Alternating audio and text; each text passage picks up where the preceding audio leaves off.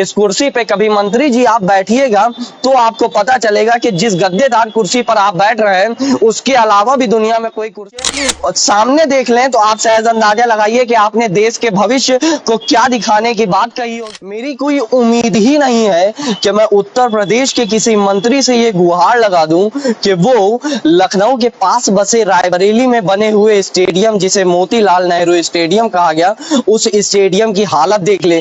मैं तो सिर्फ उन्हीं से कहूंगा जिनके हाथ में इसकी पूरी कमान दे दी गई, जिनके हाथ में सारा बजट दे दिया गया। जी हाँ, मैं बात कर रहा हूं खेल मंत्री अनुराग ठाकुर का। और मंत्री जी, मैं आपको रायबरेली की हकीकत दिखा दूं। रायबरेली की हकीकत आप देखेंगे तो आपके भी आंखों से आंसू बहने लगेगा। आप भी इस दुर्दशा को महसूस कीजिएगा कि आखिरकार ये कैसे बनाया गया है स्टेडियम और इसकी हालत क्या हो गई, और आखिरकार क्या यही संदेश पहुंचाने के लिए ये स्टेडियम बनाया गया था। आपको लग रहा होगा ये कोई खेलने कूदने की कोई जगह नहीं, ये आम जगह होगी, पर मैं आपको बता दूं ये स्टेडियम है। और इस स्टेडियम में बैठने की जो सुविधा है वो देखिएगा, एक एक चीज टूटी पड़ी है। और टूटी क्यों ना हो, यहाँ पर देख रेख करने वाले भी गैर जिम्मेदार हैं। ये देखिए, ये कुर्सी है यहाँ की। इस कुर्सी पे कभी मंत्री जी आप बैठिएगा तो आपको पता चलेगा कि जिस गद्देदार कुर्सी पर आप बैठ रहे हैं उसके अलावा भी दुनिया में कोई कुर्सी दी गई है। और वो कुर्सियां किस प्रकार से जर्जर हालत में है, आप बताइए। क्या इधर कोई वो जनता बैठेगी जिस जनता ने आप सबको वहां पे बैठाया है?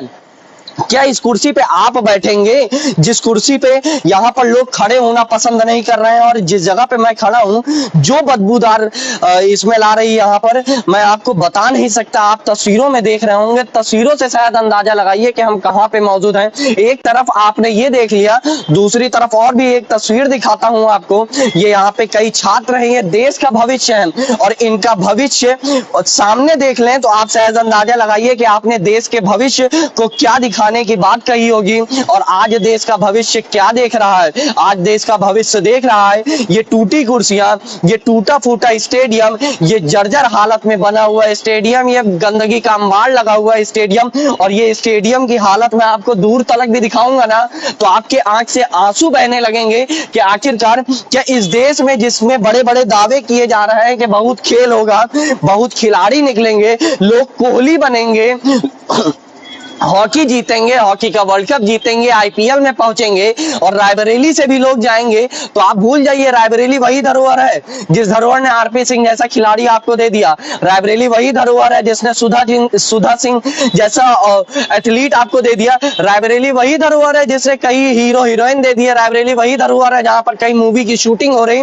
रायबरेली भी यही धरोहर है जो धरोहर आपके सामने दिख रही है कि एक एक चीज टूटी फूटी है। और बस सवाल सिर्फ इतना सा है, क्या इसकी हालत कभी सुधरेगी? क्या कभी आप इन तस्वीरों को देखेंगे? मुझे लगता है कि ये तस्वीरें शायद आपको देखकर आपकी आंखें खुलें और आपका भी मन पसीज जाए और आपको भी लगे कि रायबरेली के स्टेडियम को कई धन मिलना चाहिए, अनुदान मिलना चाहिए ताकि ये स्टेडियम बनाया जा सके, ताकि इन लोगों का जो भविष्य है वो और निखारा जा सके। सिर्फ इतना नहीं, यहाँ पर निकले हुए सरिया आपको बता रहे हैं कि वो जंग खाकर इतने सालों से पड़े हुए हैं और ये जंग खाए हुए सरिया आपको बताएंगे, अपनी दुर्दशा दिखाएंगे कि आखिरकार क्या चीज होना चाहिए था और क्या हो रहा है इनके साथ। ये बदहाली के आंसू ये स्टेडियम नहीं रो रहा, ये बदहाली का आंसू रायबरेली के स्टेडियम नहीं रो रहा है, ये सरकार रो रही है। ये सरकार जिसके हाथ में अनुदान है उसके आंसू हैं। बस निकल स्टेडियम की आंखों से रहे हैं पर आंसू आपके ही हैं। और मैं चाहूंगा कि इस खबर को ज्यादा से ज्यादा लोग शेयर करें ताकि ये खबर सरकार तक पहुंचे और ये आवाज सरकार तक, सरकार के कानों में इस प्रकार गूंजे कि वो इस स्टेडियम का ध्यान दे और इस स्टेडियम से कई अच्छे अच्छे खिलाड़ी निकल सकें। अखिल श्रीवास्तव, रायबरेली।